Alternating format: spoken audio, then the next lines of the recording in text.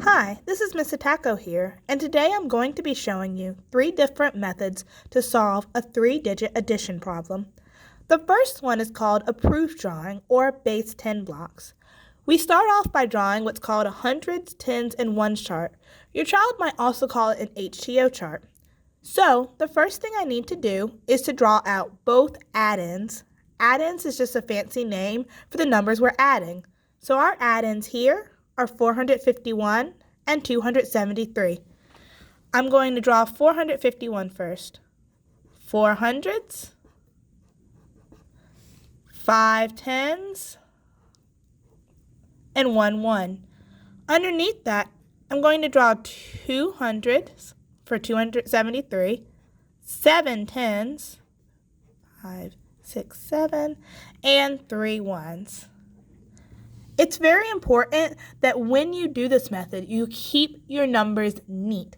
One of the biggest mistakes that kids make is that everything gets kind of messy and jumbly, so you don't know how many hundreds, tens, and ones you have. So now I'm going to look at my ones, okay? I have 4 ones.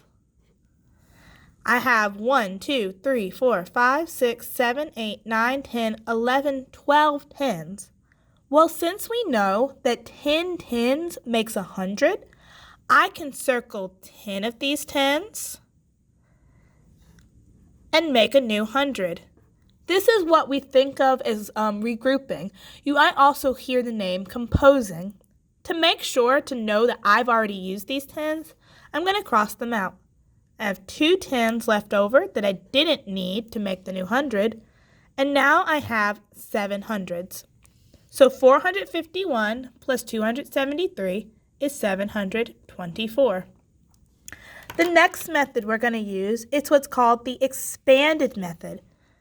The first thing that I need to do for the expanded method is expand or stretch out my add-ins.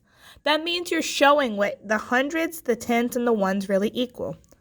So in 451, the 4 is really a 400, the 5 is really a 50, and the 1 is just a 1.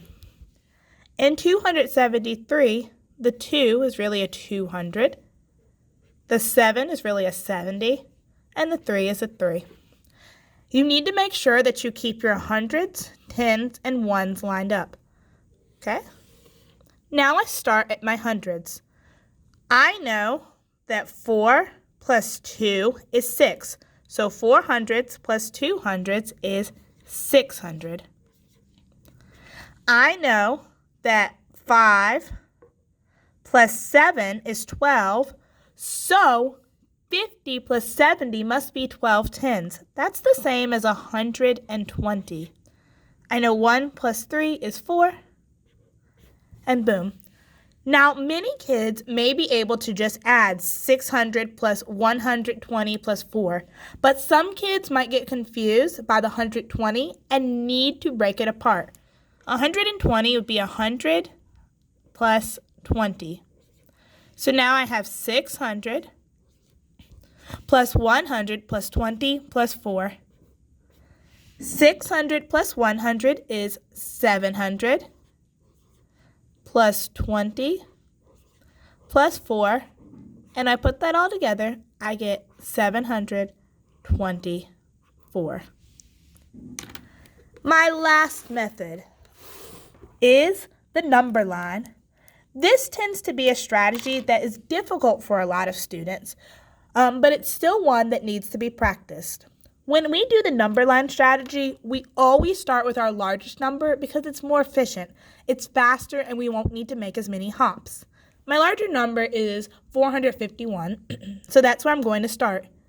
Next, I break my other add-in, my other number, into hundreds, tens, and ones. That will make it easier for me to hop.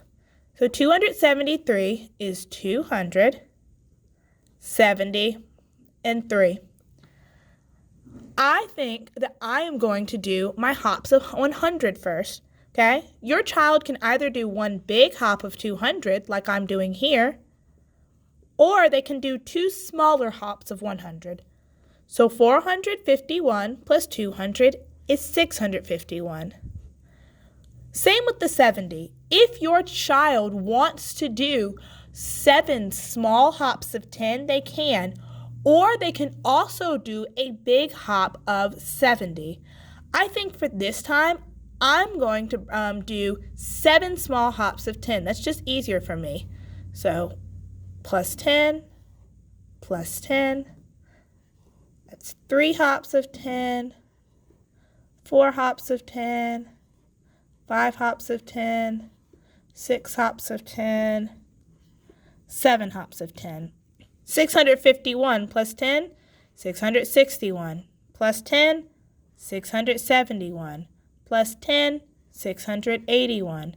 Plus 10, 691. Plus 10, 701. Plus 10, 711. Plus 10, 721. Okay? Next, I need to add my ones. I have 3 ones. I'll do a small hop of 3. 721 plus 3 is 724. And you need to make sure that you circle your answer, whatever number you land on, because that will be your total. So 451 plus 273 is 724. As you can see in the number line strategy, you need to stay very organized, because if you do not, it is very easy to miss one of your hops.